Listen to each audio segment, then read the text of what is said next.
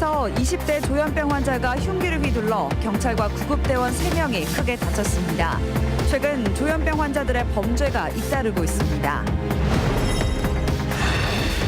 청소년 범죄도 끊이지 않고 있습니다. 이번엔 주차된 차량 안에 금품을 훔친 고등학생 2명이 구속됐습니다. 봄철 꽃가루 공습이 시작되면서 생활에 불편을 느끼는 시민들이 늘고 있습니다. 꽃가루 등 자연적인 요인도 미세먼지 농도 상승의 주요 원인으로 꼽히고 있습니다. 청주 지역 상가 공실률이 전국 평균보다 높은 것으로 나타났습니다. 상가 공실 문제의 대책 마련이 시급합니다. 여러분 안녕하십니까? CJB 8시 뉴스 시작합니다. 전국에서 조현병 환자들의 강력 범죄가 잇따르고 있습니다. 오늘 충주에서는 20대 조현병 환자가 흉기를 휘둘러 경찰과 구급대원 3명이 크게 다쳤습니다. 이태영 기자의 보도입니다. 충주의 다세대 주택입니다. 복도와 건물 앞마당 곳곳에 혈흔이 남아 있습니다. 오늘 새벽 5시쯤 이곳에 살던 20대 남성이 경찰과 구급대원에게 흉기를 휘두른 겁니다. 부모가 조현병을 앓고 있던 아들을 입원시키기 위해 도움을 요청했는데 이 과정에서 경찰관과 구급대원이 평생을 안고 갈 상처를 입었습니다. 부모 있고 그런 상황에서 내가 문을 열고 들어가려고 할 때 그때 그런 상황이 된 거야. 한동안 계속되던 이 남성의 난동은 경찰이 태이건 총을 쏘고 나서야 멈췄습니다. 이 남성은 특수 공무집행방해와 특수상해 혐의를 받고 있지만 입원 치료가 필요하다는 의사의 소견에 따라 불구속 상태로 조사를 받을 전망입니다. 마음과 정신의 질환이 모든 잘못의 면죄부가 될 수 있는지 사회적 논의와 대책이 필요해 보입니다. CJB 뉴스 이태현입니다. 최근 어른 뺨치는 청소년들의 대담한 범죄가 끊이질 않고 있습니다. 이번엔 주차된 차량을 노린 절도로 4명이 검거됐는데요. 유흥비와 모텔비를 마련하기 위해서였다고 합니다. 박원 기자입니다. 지난 7일 인적이 드문 새벽 시간, 남녀 학생 2명이 이리저리 자리를 옮겨가며 주차된 차량 문을 열어봅니다. 문이 잠기지 않은 것을 확인하곤 운전석 안으로 들어갑니다. 이 학생들은 이곳 아파트 주차장에서 문이 열린 차량을 골라 명품 시계와 가방 등 금품을 훔쳐 달아났습니다.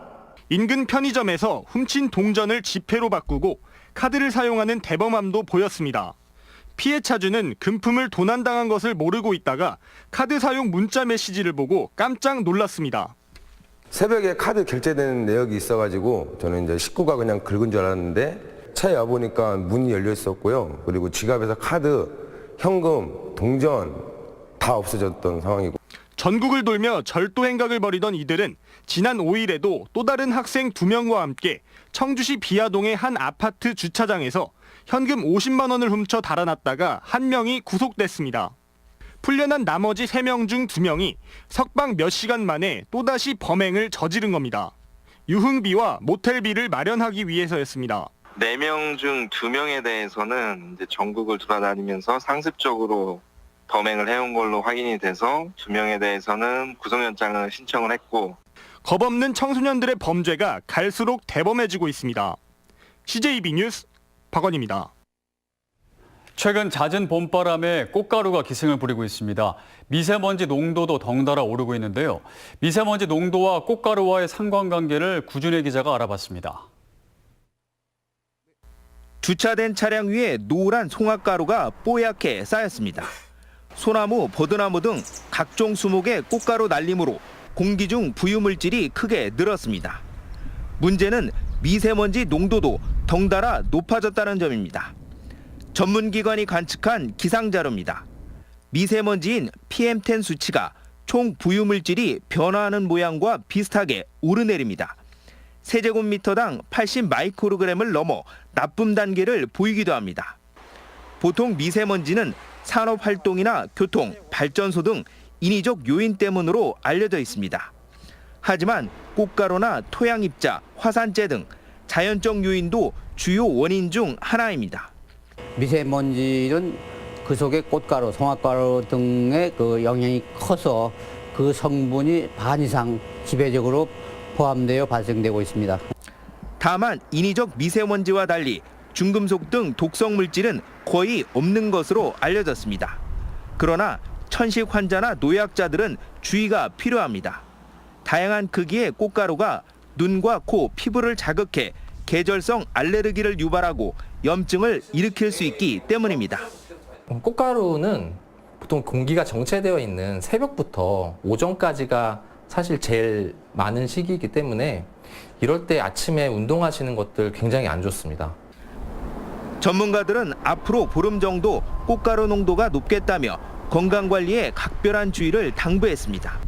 CJB 뉴스 구준혜입니다.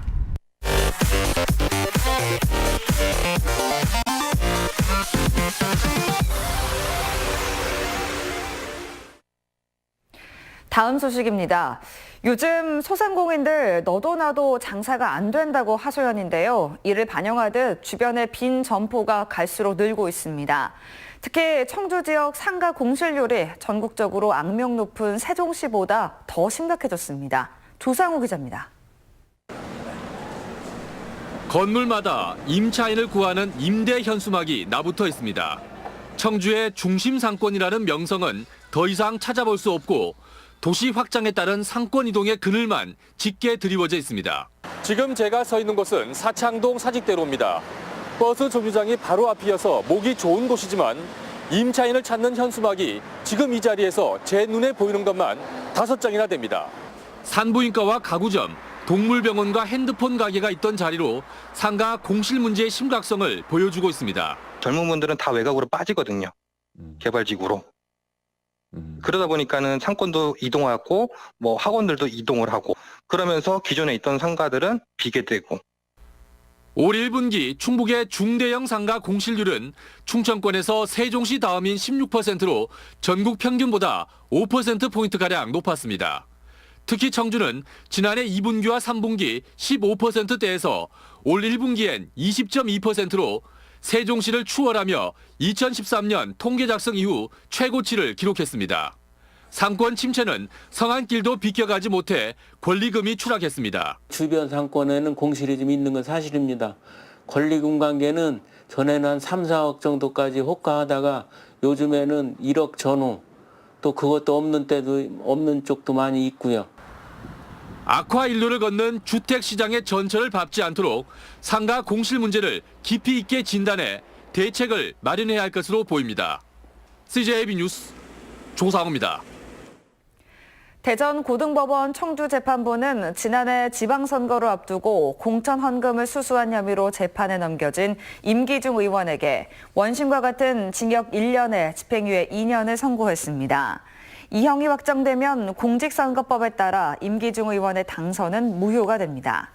임 의원은 지난해 6.13 지방선거를 앞두고 박금순 전 청주시 의원으로부터 공천 청탁과 함께 2천만 원을 받았다 돌려준 혐의로 재판에 넘겨졌습니다. 다양한 국보들로 가득한 속리산 법주사가 문을 연 이후 처음으로 야간 개장을 시작했습니다. 그동안 문화재 보호 등의 이유로 아름다운 야경을 꽁꽁 숨겨뒀었는데 부처님 오신 날을 맞아 일반에 공개한 겁니다. 진기윤 기자입니다. 법주사에 서서히 어둠이 깔리자 형형색색의 빛이 차오릅니다. 위험 있는 대웅전부터 거대한 금빛 부처상까지 화려한 빛깔의 옷으로 갈아입습니다. 낮에만 만나볼 수 있었던 속리산 법주사가 계절의 여왕 5월 한 달 동안 화려한 조명과 함께 밤에도 문을 열었습니다. 부처님 오신 날을 맞이해서 법주사가 세계문화유산에도 등재되고 해가지고 5월 달 한 달간만 한시적으로 이렇게 모든 국민들한테 이 아름다운 법주사 야경을 보여드리기 위해서 국내 유일하게 현존하는 목조 5층 탑인 팔상전은 무지갯빛 조명과 함께 한층 기품 있는 모습으로 찾아오고 통일을 기원하는 부처님의 인자한 미소는 보는 이들의 마음마저 편안하게 합니다. 신라석 등의 진수를 보여주는 쌍사자석 등부터 석연지까지 지붕 없는 박물관인 법주사는 다채로운 조명과 함께 고풍스럽고도 아기자기한 매력을 풍깁니다. 처음 와봤는데 되게 예쁘고 혼자 오기 너무 아까운 것 같아요. 그래서 여러 사람 많이 같이 와서 낮에 온 법주사와는 또 다른 매력이 있으니까. 법주사에서 조금 떨어진 곳 정의품송을 주제로 조성된 훈민정음 마당도 고즈넉한 분위기로 눈길을 사로잡습니다. 선선한 밤 공기와 만나는 다채로운 조명의 향연 속에 법주사는 또 다른 이색 명소로 떠오르고 있습니다. CJB 뉴스 진기훈입니다. 조금 귀찮고 불편해도 안전벨트는 말 그대로 생명을 지키는 안전한 수단입니다. 특히 뒷자리 탑승자의 안전벨트 착용은 결코 간단하게 볼 일이 아니라고 합니다. 장원석 기자의 보도입니다. 지난해 10월 제천 외곽을 연결하는 4차선 국도에서 발생한 승용차 정면 충돌 사고.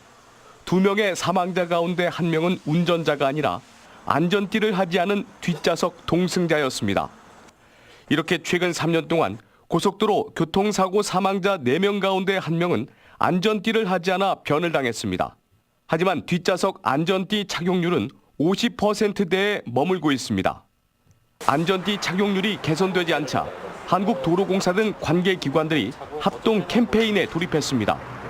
사고 시뮬레이션과 가상 체험을 통해 뒷좌석 안전띠 착용의 효율성을 알리는 겁니다.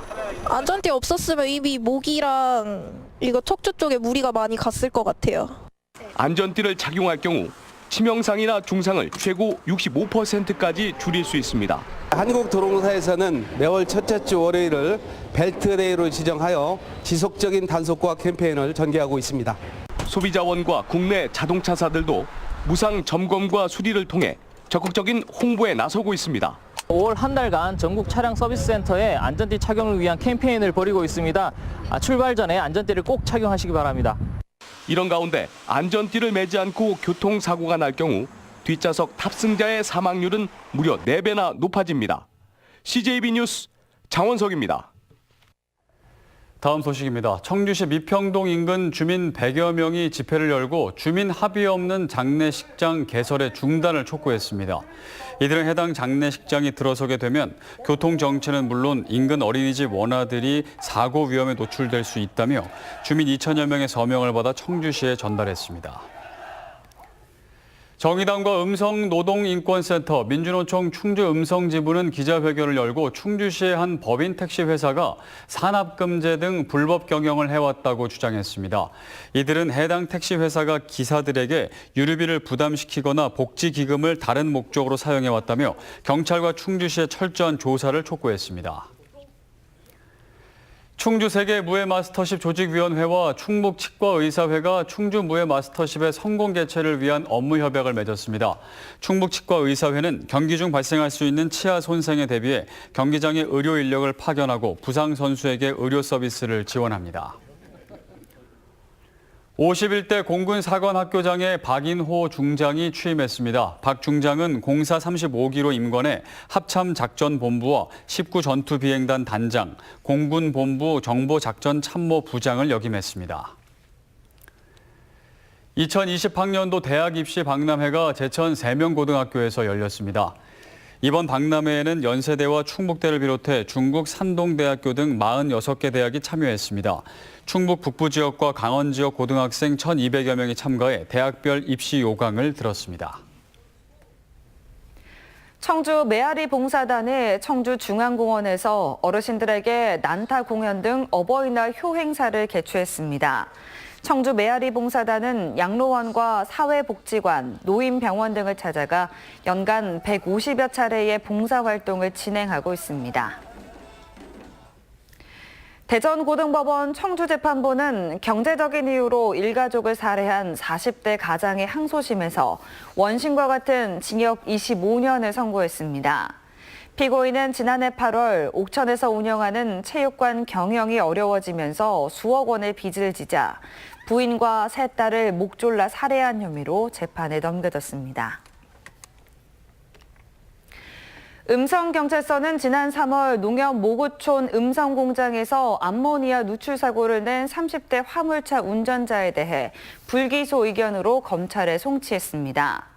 경찰은 해당 운전자를 업무상 과실치상 등의 혐의로 입건해 조사를 벌였지만 다친 노동자들과 합의했고 피해자들도 처벌을 원치 않아 이 같은 결론을 냈다고 밝혔습니다. 오늘 오전 8시 20분쯤 청주시 지북동의 한 제조 공장에서 불이 나 소방서 추산 3,200여만 원의 재산 피해가 났습니다. 경찰과 소방당국은 내부 공사를 하던 용접봉에서 불씨가 다른 곳으로 옮겨 붙으면서 불이 난 것으로 보고 있습니다. 올해 도교육청이 실시한 1회 초중고졸 검정고시 합격률이 67.3%를 기록했습니다. 최고령 합격자는 중졸 검정고시 합격한 81살 신모 씨였고 초졸과 고졸 시험의 최고령 합격자는 79살 전모 씨와 75살 강모 씨였습니다. 옥천군이 오는 2021년 운영을 목표로 청년 커뮤니티 센터 건립에 나섰습니다. 충북 도립대 내에 지상 2층 규모로 조성 예정인 청년 커뮤니티 센터에는 청년층의 복지, 문화, 권리 신장을 위한 취업 스터디룸과 다목적 홀, 취업 모의 프로그램실이 들어섭니다. 이상으로 CJB 8시 뉴스를 모두 마칩니다. 시청해주신 여러분 고맙습니다.